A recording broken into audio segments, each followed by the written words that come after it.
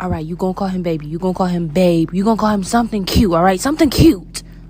What's up, bruh? Oh, my God! I'm your brain missing a me! For one day, I was really sad. Can I make you some tea? Yeah, sure. All right, we have green tea, detox, and chamomile. What did you call it? Chamomile. It's chamomile. Wait. I texted everyone. No! I like you. Let's be friends. High five if you want to be my friend.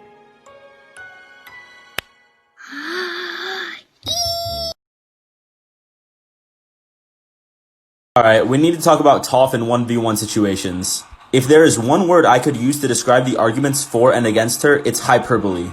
People either seem to think that she is some unstoppable force that can instantly crush any opponent whenever she wants, or they think that her blindness is so exploitable that she loses a ton of major fights, saying that characters like Azula, Ozai, Zahir, and Katara that can suspend themselves off the ground are an unwinnable matchup for her. These arguments come from a pretty good place. Toph is an extremely powerful bender, and yeah, she is blind. But there's a lot more nuance to her hypothetical fights than what we're seeing in these arguments. Toph is an extremely adaptable fighter. Throughout the show and the comics, she's able to make people play her game, using her immaculate earth and metal bending to great effect. But she's also shown to be beatable. Characters like Yao Ling in the comics were able to get around her seismic sense, and that has to be kept in mind. But all of Toph's battles have a lot of important nuance. To accurately judge Toph in 1v1 situations, we have to consider all the aspects of her character. Mom, did we just pregame a funeral? Shut the fuck up and act sober. Seriously? Seriously. I don't even... 你问我爱你有多深，我爱你有几分？我的情不移，我的爱不变，月亮代表我的心。你去想一想，你去看一看，月亮代表我的心。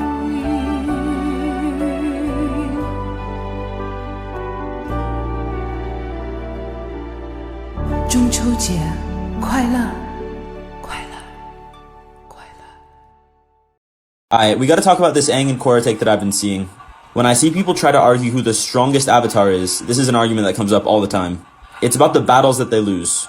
Right now, I'm showing you guys some battles that Aang and Korra have where they have some losing interactions. And these are fights that aren't the big finale of the season going against the main antagonist. They are fights when Aang and Korra mess up and end up losing. And it's not fair to portray them like this if they were to fight in a 1v1. Now, I think there's way better discussion to be had than which character is stronger in a 1v1. I mean, they're the same person. But if you're gonna have that argument, put both of them at their best. Saying that Korra lost to Chi blockers or Aang lost to Jet doesn't reflect how strong of characters they both are. And anyone making this argument for either character needs to understand that. If these characters never struggled or lost in new and challenging situations, the show would be way more boring. And their character arcs just wouldn't be interesting. The struggles that they go through end up defining them as characters and make them way more powerful than they would be otherwise. I just had to throw that out there. Let me know what you guys think. We have got to talk about Roku teaming up with Aang during the winter solstice. Zhao thinks he's murdering a 12-year-old here, but little does he know the sauce he's about to encounter. Because Roku just can't be bothered right now. Everyone's shocked, Zhao's pissed, and Roku is too busy popping off. Even in death, Roku has insane power. And I see this downplayed way too much when it comes to Roku. People forget that he maintained peace throughout his entire lifetime as the Avatar. But history remembers him as the man who let the 100-Year War happen. And Roku's gonna do everything he can to right that wrong, showing off some insane lava bending to destroy this entire temple. This is honestly one of the best lava bending feats in the whole show, and it's way too slept on. Now, I know this is the winter solstice, that probably plays a factor here, but you cannot deny the power of this man. And with these actions, Roku gives Aang a chance to right the wrongs that he had in his lifetime. And we know this ends up paying off in the end. And whether you liked Roku as an avatar or not, you've gotta admit that he came in so clutch right here. It was just what the gang needed. Alright, we need to talk about Katara versus Azula. From what we've seen in the show, this fight is extremely close. It is important to keep in mind that in the show, Katara has winning interactions over Azula. I don't think it's fair to judge crazy Azula after Mei and Ty Lee leave her, but this interaction in Ba Sing Se was pretty fair and Katara was winning, which is important. But we have to remember, Zuko broke them off, so we don't know how that fight could have ended. If anyone can get out of that situation, it's Azula, who was able to go toe-to-toe with the entire gang, Zuko, and Iroh. Not even looking at the comics, which make both characters somehow more OP than they already are. These characters both have amazing skill sets and feats. And what I want to say about 1v1s in general is that it's more impactful to look at the character's individual feats rather than interactions. Azula kinda gave Aang the sauce several times in the show. She even killed him. Does that mean she would win in a 1v1? I don't think so. And I think the same logic should be applied to Azula versus Katara. I've already looked at their feats and scored their stats. They're both insane. And I think it's better to look at their feats rather than a small sample size of battles. Alright, we gotta talk about more ways that earthbending is OP. And who better to look at to see some busted earthbending moves than Kyoshi? While creating Kyoshi Island, the raw power of earthbending was on full display, using normal earthbending and lava bending to split the land. The Kyoshi novels also have a lot of great earthbending feats in them. Different characters like Kyoshi and Yun are able to bend glass, ceramics, and paint, stretching the possibilities of what earthbending is. There are also some theories on how Kyoshi extended her life with earthbending. Back to the Avatar show, Toph also has some amazing feats of earthbending. In both Avatar and Legend of Korra, Toph bends mud.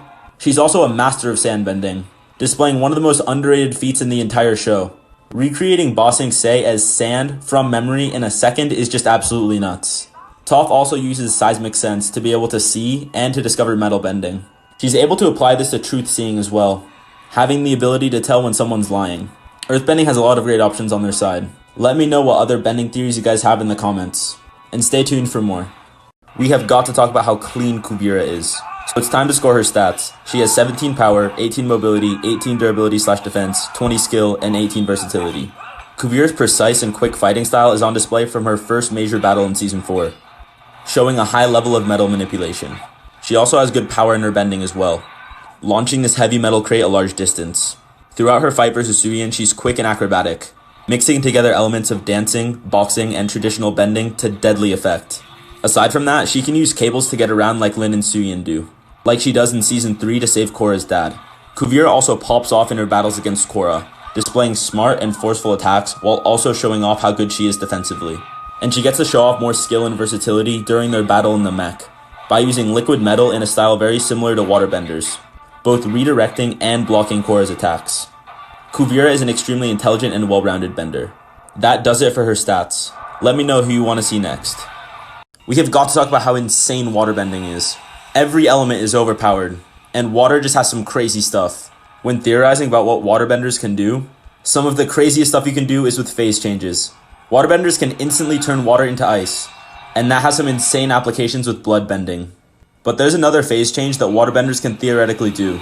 If we see lava benders turn earth into lava, there's no reason that waterbenders couldn't boil water. Imagine a character like Ming Hua with boiling water arms, or Katara pulling off some Mortal Kombat finishing moves with blood bending. Phase changes can take waterbending to a whole new level.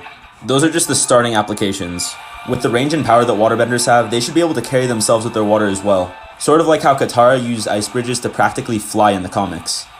Controlling the heat of water just gives so many possibilities to waterbenders. But they aren't the only ones with insane abilities. Myself and Panda on Panda are going to do a deep dive into all the different possibilities with bending. So check out his page and stay tuned. It's time to score UNAVAATU's stats. This is the Dark Avatar we're talking about. Jumping into his stat line, he has 19 power, 19 mobility, 19 durability/defense, 20 skill, and 19 versatility. His Dark Avatar state gives him a plus 10 boost to power as well as a plus 5 boost to his other stats. And that factors in for how strong Vaatu is. Individually, he has good feats for all his stats. He displays a lot of great defensive skill in this battle versus Korra, and he's able to tank several massive hits as well. His mobility is also exceptional thanks to his water spout. And just looking at his list of abilities shows you both his skill and versatility. Along with his water spout, he uses water arms very effectively, and he also has his signature spiritual water bending, which he's able to use to effectively beat dark spirits. He also has several displays of great power in this fight, like moving massive amounts of ice and water. UNAVAATU also has the power to split Korra from Rava, due to how large Vaatu is. Now, the whole 10,000 years of darkness thing was kind of cut a bit short, by like 10,000 years. But UNAVAATU is a very powerful antagonist. Stay tuned for who's next. Can I make you some tea? Yeah, sure. All right, we have green tea, detox, and chamomile. What did you call it? Chamomile. It's chamomile. Wait. I texted everyone. No! I like you. Let's be friends. High five if you want to be my friend.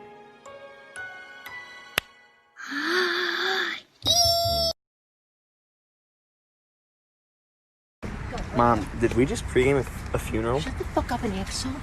I am. Seriously. Seriously. I don't even.